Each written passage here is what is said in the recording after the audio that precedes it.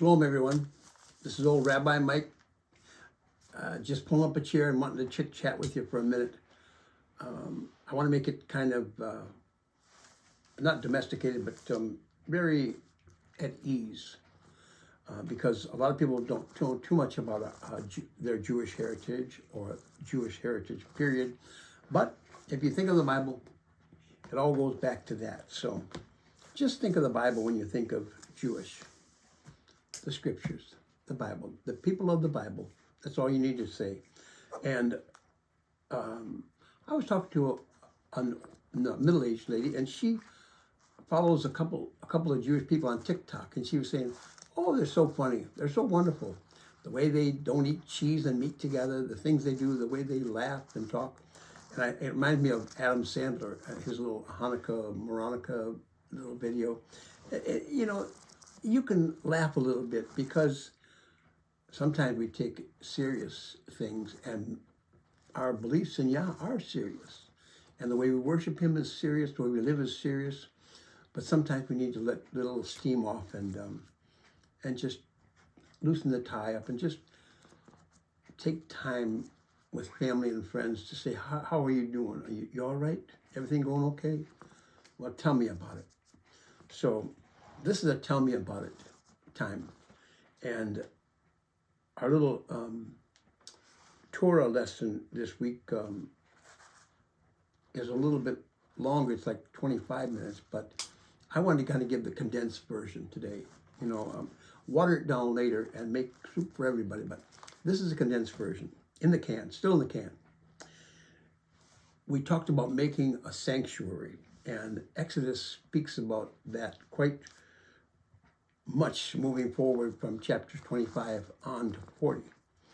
And it's all about making Yah a dwelling place in our hearts, in our lives, in our world, in our home, in what we do, in what we think, and what we say. Yah has to be part of that. And we have to make a place for Him to dwell. He made us. His Spirit is within us. He made us in His image and likeness, and He wants to dwell within us to fulfill us. I don't understand it all, but I know Yah made us, and we belong to Him. We're His people, the sheep of His pasture, and we belong to Him, not ourselves. So this is really kind of the crux of the matter, or the answer to the $64 question. Put Yahuwah in your lives, because that's where He belongs, and He wants to dwell with us. So as you're constructing your little sanctuary, your little mishkan in the wilderness, a place for Yah to dwell, we read all those details in Exodus chapter 25 and moving on. And we read through half of 27 today.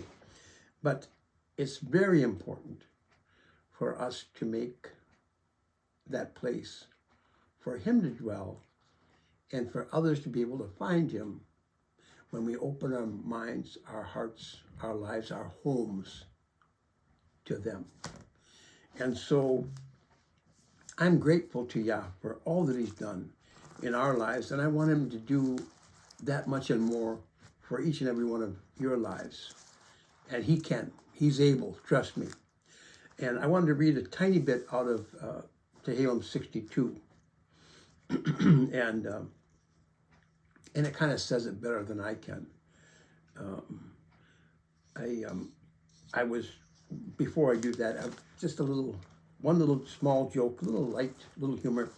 I was at a coffee shop this week, and I got a coffee, and the lady said, "Would you like a lid on it?" And I said, "Oh, yes." My wife says, "Put a lid on it all the time." So, and she said, I don't think she was talking about that kind of a lid, but it was kind of funny. And sometimes we have those moments, and strangers become family, and people you don't know become friends, just because of that space where Yah dwells, if you put Him first. So Tehillim 62 goes like this. I'm going to just cover little snippets from it.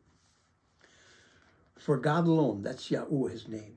Elohim is the Hebrew word for God. For Elohim alone, wait silently my soul, because my hope is from him. You're talking to yourself, to your soul. Wait silently, my soul, because my hope is from him. He alone is my rock and my salvation. That's Yahuwah, my stronghold. That's him.